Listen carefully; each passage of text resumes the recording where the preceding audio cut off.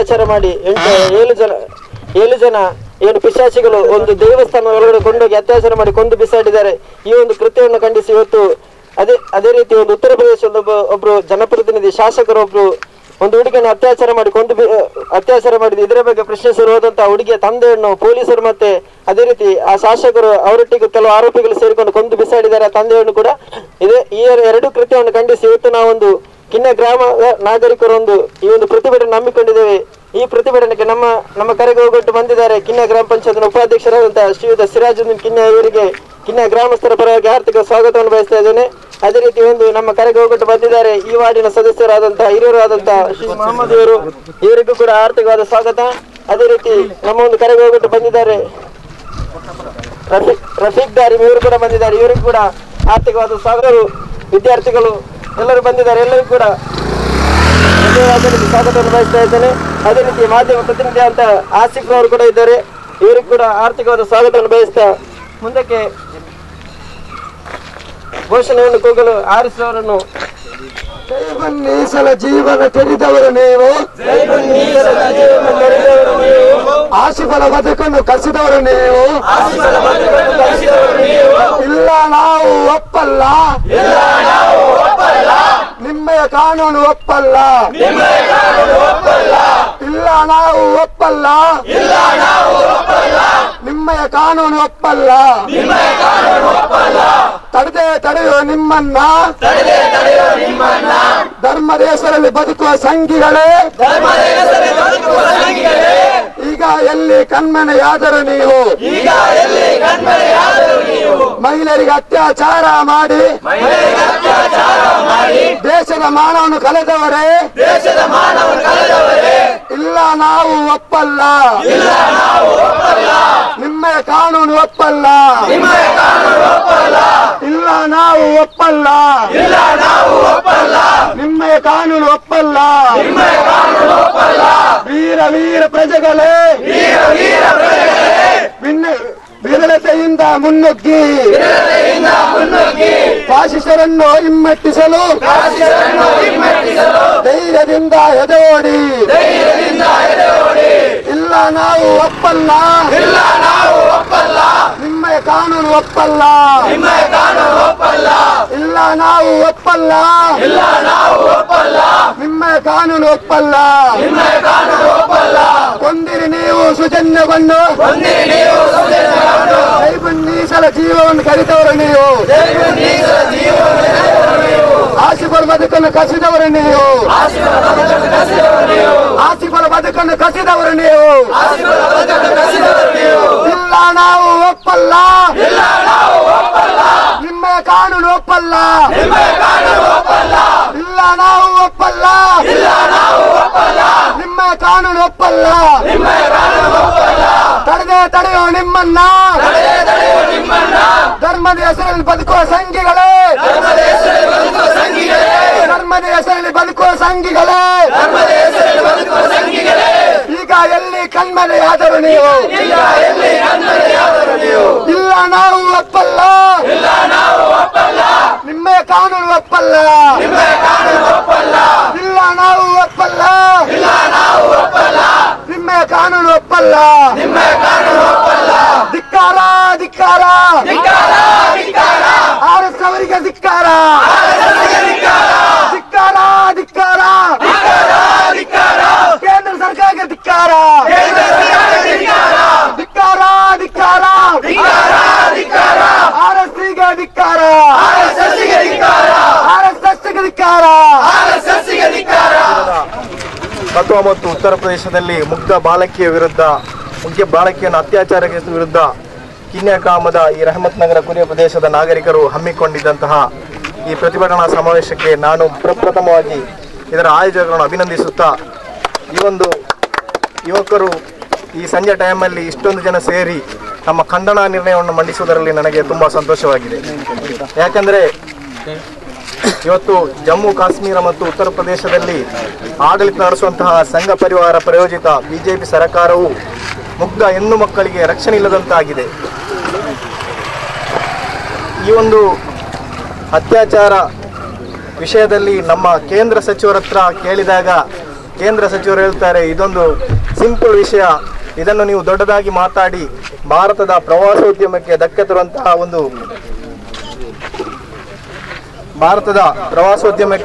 ತರುವಂತಹ ಒಂದು ಕೆಲಸವಾಗ್ತಾ ಇದೆ ಅಂತ ಅವರಿಗೆ ನಾಚಿಕೆ ಆಗಬೇಕು. ಯಾಕೆಂದ್ರೆ ಭಾರತೀಯ ಸಂಸ್ಕೃತಿಯಲ್ಲಿ ಪ್ರತಿಯೊಂದು ಹೆಣ್ಣು ಮಕ್ಕಳಿಗೂ ಒಂದು ಗೌರವ ಇರುತ್ತದೆ. ಈಗ ನಮ್ಮ ಪ್ರಧಾನಿಯವರು ಒಂದು ಹೇಳಿಕೊಡ್ತಾ ಇದ್ದಾರೆ, ಬೇಟಿ ಬಚಾವೋ ಬೇಟಿ ಪಡಾವೋ. ಅವರಿಗೆ ನಾವು ಕೇಳಬೇಕಾಗ್ತದೆ, ಈ 8 ವರ್ಷದ ಬಾಲಕಿಯನ್ನು ನಿಮ್ಮ MLAಗಳು, ನಿಮ್ಮ ಪ್ರಾಯೋಜಿತ ಸಂಘ ಸಂಸ್ಥೆಗಳು ಅತ್ಯಾಚಾರ ಮಾಡುವಾಗ ನೀವು ಎಲ್ಲಿದ್ದೀರಿ? ಇದನ್ನು ಇವತ್ತು ನೀವು ಮಾಧ್ಯಮದವರಿಗೆ ಧಮಕಿ ಹಾಕಿ ಇದನ್ನು ಪ್ರಚಾರ ಮಾಡಬೇಡಿ ಅಂತ ಹೇಳ್ತಾ ಇದ್ದೀರಿ. ನಿಮಗೆ ನಾಚಿಕೆ ಆಗಬೇಕಂತ ವಿಷಯವಾಗಿದೆ. ಮೊನ್ನೆ 2 ಸಚಿವರು ಇವರ ಪರವಾಗಿ ಒಂದು ಆಂದೋಲನ ಮಾಡುವಾಗ ಇವರು ಸಹ ರ್ಯಾಲಿಯಲ್ಲಿ ಭಾಗವಹಿಸ್ತಾರೆ. ರ್ಯಾಲಿಯಲ್ಲಿ ಭಾಗವಹಿಸಿದ ನಂತರ ಹೇಳ್ತಾರೆ ಇದು ಭಾರತದಲ್ಲಿ ಒಂದು ಸಾಮಾನ್ಯವಾಗ್ತಿದೆ ಅಂತ. ಇದು RSS ಮತ್ತು BJPಗೆ ಇದೊಂದು ಸಾಮಾನ್ಯವಾಗಿರಬಹುದು, ಆದರೆ ಪ್ರಜ್ಞಾವಂತ ನಾಗರಿಕರಿಗೆ ಇದು ಸಾಮಾನ್ಯವಲ್ಲ. ಒಂದು ಹೆಣ್ಣು ಮಕ್ಕಳಿಗೆ ರಕ್ಷಣೆ ಕೊಡಬೇಕಾದದ್ದು ನಮ್ಮೆಲ್ಲರ ಕರ್ತವ್ಯವಾಗಿರುತ್ತದೆ. ಇವತ್ತು ಭಾರತಾದ್ಯಂತ ಪ್ರತಿ ಗ್ರಾಮದಲ್ಲಿಯೂ ಒಂದು ಪ್ರತಿಭಟನೆ ನಡೀತಾ ಇದೆ. ಈ ಪ್ರತಿಭಟನೆ ಇವತ್ತು ನಿಲ್ಲದೆ ನಮ್ಮ ಜಲೀಲ್ನವರು ಸ್ಲೋಗನ್ ಓದಿದ ಹಾಗೆ ಯಾವ ರೀತಿ ಶಿಕ್ಷೆ ಆಗಬೇಕು ಆ ಶಿಕ್ಷೆಯನ್ನು ಇವರಿಗೆ ಕೊಡದೇ ಇದ್ದಲ್ಲಿ ಮುಂದಿನ ದಿನಗಳಲ್ಲಿ ಇದರ ಬಗ್ಗೆ ಉಗ್ರ ಹೋರಾಟವು ನಡೆಯಲಿದೆ. ಯಾಕಂದ್ರೆ ಇವತ್ತು ಕಾಶ್ಮೀರದಲ್ಲಿ ಇಂತಹ ಎಷ್ಟು ಹೆಣ್ಣು ಮಕ್ಕಳನ್ನು ಬಲಾತ್ಕಾರಗೊಳಿಸ್ತಾ ಇದ್ದಾರೆ. ಅದೇ ರೀತಿ ಉತ್ತರ ಪ್ರದೇಶದಲ್ಲಿ ಒಂದು ದಲಿತ ಮಹಿಳೆಯನ್ನು ಸ್ವತಃ ಆಡಳಿತ ಪಕ್ಷದ ಶಾಸಕರೇ ಬಲಾತ್ಕಾರಗೊಳಿಸಿ ಇದನ್ನು ನ್ಯಾಯ ಕೇಳಲು ಹೋದ ಅವರ ತಂದೆಯನ್ನು ಲಾಕಪ್ನಲ್ಲಿ ಕೊಳ್ಳುವಂತಹ ವ್ಯವಸ್ಥೆ ಆಗ್ತದೆ. ಇದು ಕೆಲವೊಂದು ದಿನಗಳ ನಂತರ ಇದು ಹೊರಗೆ ಬರ್ತಾ ಇದೆ. ಇವತ್ತು ಇದರ ವಿಷಯದಲ್ಲಿ ನಾವು ಭಾರತೀಯರು, ಇದರಲ್ಲಿ ಜಾತಿ ಧರ್ಮ ಇಲ್ಲ, ಎಲ್ಲರೂ ಭಾರತೀಯರು, ಹಿಂದೂ ಮುಸಲ್ಮಾನರು ಎಲ್ಲರೂ ಖಂಡಿಸ್ತಾರೆ. ಕೇವಲ ಸಂಘ ಪರಿವಾರ ಮತ್ತು ಸಂಘ ಪರಿವಾರ ಪ್ರಾಯೋಜಕ ಪಕ್ಷ ಮಾತ್ರ ಇದನ್ನು ಬೆಂಬಲಿಸ್ತಾ ಇದೆ. ಇದು ಖಂಡನೀಯ. ಯಾಕೆಂದ್ರೆ ಇವತ್ತು ವಿಶ್ವಸಂಸ್ಥೆ ಅಂತಾರಾಷ್ಟ್ರೀಯ ಮಟ್ಟಗಳಲ್ಲಿ ಸಹ ಚರ್ಚೆ ನಡೀತಾ ಇದೆ. ಈ ವಿಷಯದಲ್ಲಿ ನೀವು ಯುವಕರು ಇವತ್ತು ಸೇರಿ ಒಂದು ಹೋರಾಟ ನಡೆಸಿದ್ದೀರಿ. ಇದೊಂದು ಪ್ರಾಯೋಜಿತ ಹೋರಾಟ ಆಗಿರ್ಬೋದು. ಮುಂದಿನ ದಿನಗಳಲ್ಲಿ ನಾವು ಇದಕ್ಕೆ ನ್ಯಾಯ ಸಿಗದಿದ್ದರೆ ಎಲ್ಲರೂ ಜಿಲ್ಲಾಧಿಕಾರಿ ಕಚೇರಿಯ ಮೂಲಕ ರಾಷ್ಟ್ರಪತಿಗೆ ಮನವಿ ಸಲ್ಲಿಸುವಂತಹ ಹೋರಾಟ ಆಗಬೇಕು. ನಿಮ್ಮೊಂದಿಗೆ ನಾವಿದ್ದೇವೆ, ಎಲ್ಲ ಸಹಕಾರ ನಿಮಗೆ ಕೊಡ್ತಾ ನನ್ನ 2 ಮಾತನ್ನು ಮುಗಿಸ್ತೇನೆ. ಕಿನ್ನಿಯ ಗ್ರಾಮ ಪಂಚಾಯತ್ ಉಪಾಧ್ಯಕ್ಷ ಸಿರಾಜ್ ಅವರೇ, അതേപോലെ പഞ്ചായത്ത് മെമ്പർമാരെ കൂടെ തടിച്ചുകൂടിയ ഈ രാജ്യത്തെ നാഗരിക ബന്ധുക്കളെ, മോദി സർക്കാർ ಭಾರತ ಆಡಳಿತ ಹಾಕೋ തുടങ്ങി പിന്നെ മോദിയെ ಬೇಟಿ ಬಚಾವೋ ಚೊಲ್ಲೊಮ್ಮೆ ನಂಗೆ ವಿಚಾರಿಸಿರ ഞങ്ങളെ പെൺമക്കൾ യന്ത്രമാവിടെ രണ്ടാത്തര പന്തറി ചെന്നിട്ടു. പക്ഷേ ഇന്ത്യത്തെ ഈ അവസ്ഥ ഒരു ഭയാനകമായ ഒരു ഘട്ടത്തിൽ പോയിട്ടുണ്ടു. സ്വതಃ ന്യായാധീശന്മാര് കോർട്ടിന് പുറത്തേക്ക് വന്നിട്ട് കോർട്ട് വ്യവസ്ഥ ന്യായ വ്യവസ്ഥ സരിയില്ല ചൊല്ലുമ്പോ എത്രത്തോളം ചെന്നെങ്കിൽ നാനായിട്ടിക്കടെ മക്ക മസ്ജിദില് ബോംബ് സ്ഫോടനാക്കിലെ, അജ്മീരിൽ ബോംബ് സ്ഫോടനാക്കിലെ ചൊന്ന് അസീമാനന്ദരെ പോലും ಇಲ್ಲ ನೀನು ಬಾಂಬ್ ಸ್ಫೋಟನ ಹಾಕಿಡ್ಲ ಚೆನ್ನಿಟ್ಟು ಪರ್ತಕರ್ತೆ പോലത്തെ ന്യായ വ്യവസ്ഥ ആയിട്ട് ഇക്കടെ ഇന്ത്യത്തത്. അതുപോലെ ನಾನು എവിടും ഒരു അപരാധവും ആക്കിട്ടാ ചൊല്ലിട്ട് അബ്ദുൽ നാസർ മാതിരി ഇണ്ടും ഇങ്ങനെ ജയിലിൽ പുറത്താക്കിയിട്ടില്ല. ഇത് ഇന്ത്യത്തെ ന്യായ വ്യവസ്ഥ ആയിട്ട് ഇക്കടെ ഉണാവ ചൊല്ലിട്ട് പ്രദേശത്ത് ഉത്തർപ്രദേശത്ത് നന്റെ മോളിൽ അത്യാചാര ആക്കിയവർ ചെന്നിട്ട് പോലീസ് സ്റ്റേഷനിൽ പോയ അബ്ബടമേ കൊല്ലുടെ പോലത്തെ വ്യവസ്ഥ ആയിട്ട് ഇക്കടെ ഇന്ത്യ രാജ്യത്തുള്ളേ. അതേപോലെ ഞങ്ങൾ പ്രതിഭಟന ആക്കിക്കൊണ്ടില്ല അങ്ങനത്തെ ഞങ്ങളെ പൊന്നുമോൾ ആസിഫയുടെ വിഷയത്തിലായിട്ട് ഞങ്ങൾ പ്രതിഭಟന ആക്കിക്കൊണ്ടില്ലേ. എന്ത് വെച്ചെങ്കിൽ പാവപ്പെട്ട ഞങ്ങളെ മോള് ഒരു കുതിര മേയ്ക്കൊക്കെ പോയ മോളില് നിരന്തരമായിട്ട് 6 ആൾ കൂടിയിട്ട് അത്യാചാരം ആക്കിയാറ്. ലാസ്റ്റ് ഒരു പോലീസ് പോലും അതിൽ ഭാഗ്യമായിട്ട് ചൊല്ലത് ഞങ്ങളെ ന്യായ വ്യവസ്ഥയുടെ ഏറ്റവും വലിയ ഭീകരമായ അവസ്ഥയായിട്ട് ഞങ്ങൾ ആലോചനക്കനായ.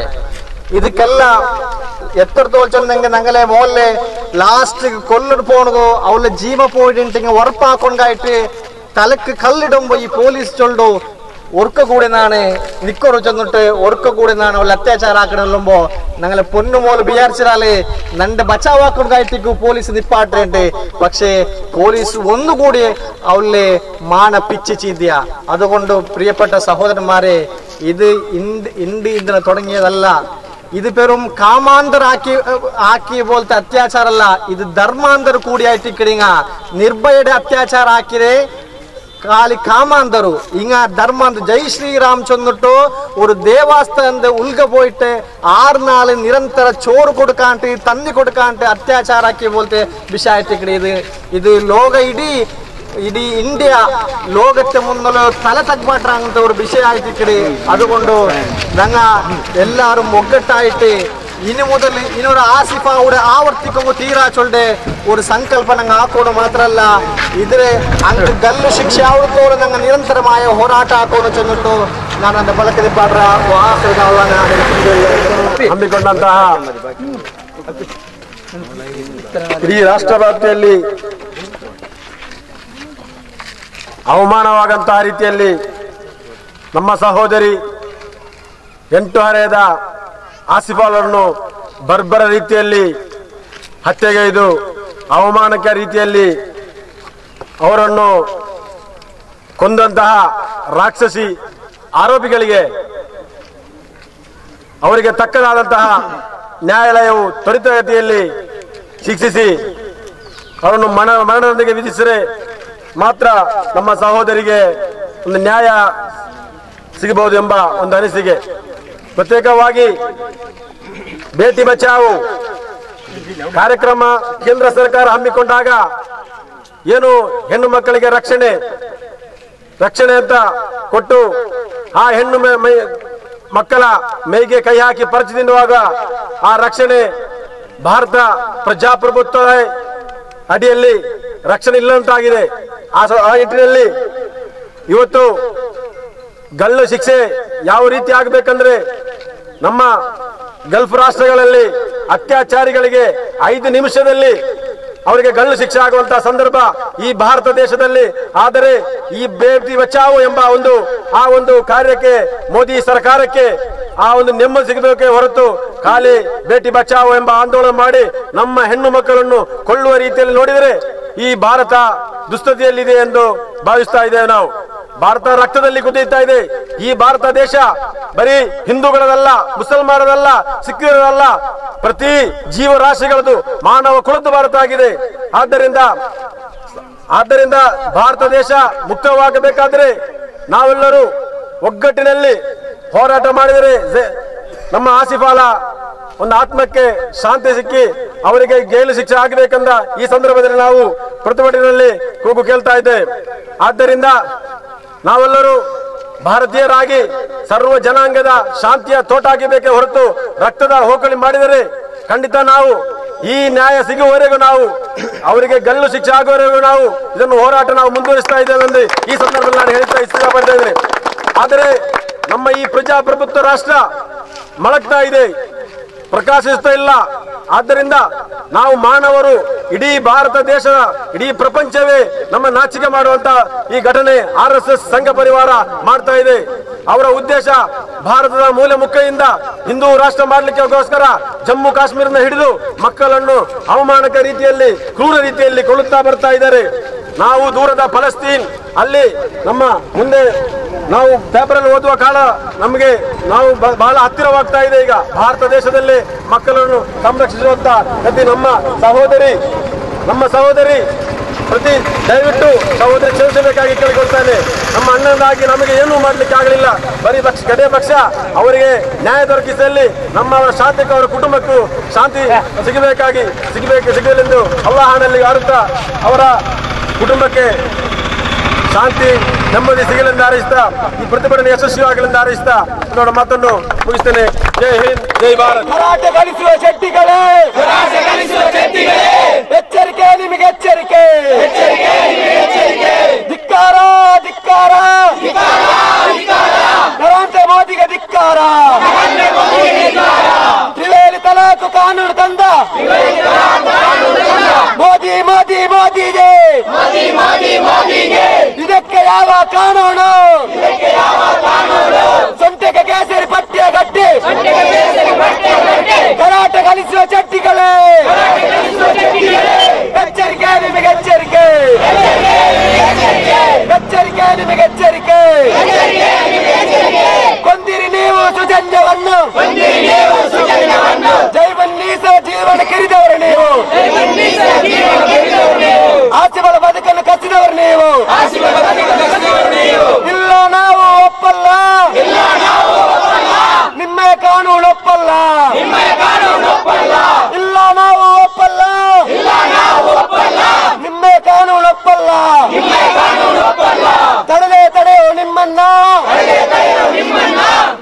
ಧರ್ಮ ದೇಶದಲ್ಲಿ ಬದುಕುವ ಸಂಘಿಗಳೇ,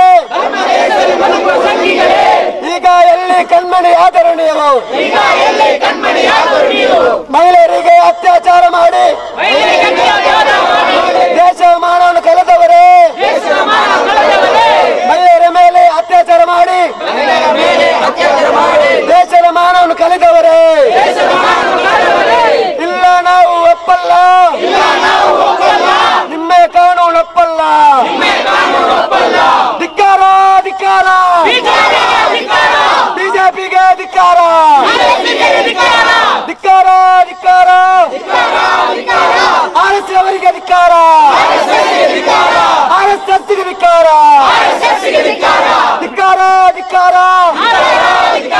ನರೇಂದ್ರ ಮೋದಿಗೆ ಧಿಕ್ಕಾರ, ಧಿಕ್ಕಾರ ಧಿಕ್ಕಾರ, RSSಗೆ ಧಿಕ್ಕಾರ, ಧಿಕ್ಕಾರ ಧಿಕ್ಕಾರ, ನರೇಂದ್ರ ಮೋದಿಗೆ ಧಿಕ್ಕಾರ. ಇಲ್ಲ ನಾವು ಒಪ್ಪಲ್ಲ, ನಿಮ್ಮ ಕಾನೂನು ಒಪ್ಪಲ್ಲ, ಇಲ್ಲ ನಾವು ಒಪ್ಪಲ್ಲ, ನಿಮ್ಮ ಕಾನೂನು ಒಪ್ಪಲ್ಲ. ಆಗಲೇಬೇಕು, ಆಗಲೇಬೇಕು, ಆರೋಪಿಯ ಗಲ್ಲು ಶಿಕ್ಷೆ ಆಗಲೇಬೇಕು, ಆಗಲೇಬೇಕು, ಆಗಲೇಬೇಕು, ಆರೋಪಿಯ ಗಲ್ಲು ಶಿಕ್ಷೆ ಆಗಲೇಬೇಕು. ಇಲ್ಲ ನಾವು ಒಪ್ಪಲ್ಲ, ನಿಮ್ಮ ಕಾನೂನು ಒಪ್ಪಲ್ಲ. ಧಿಕ್ಕಾರ ಧಿಕ್ಕಾರ, ಕೇಂದ್ರ ಸರ್ಕಾರಕ್ಕೆ ಧಿಕ್ಕಾರ,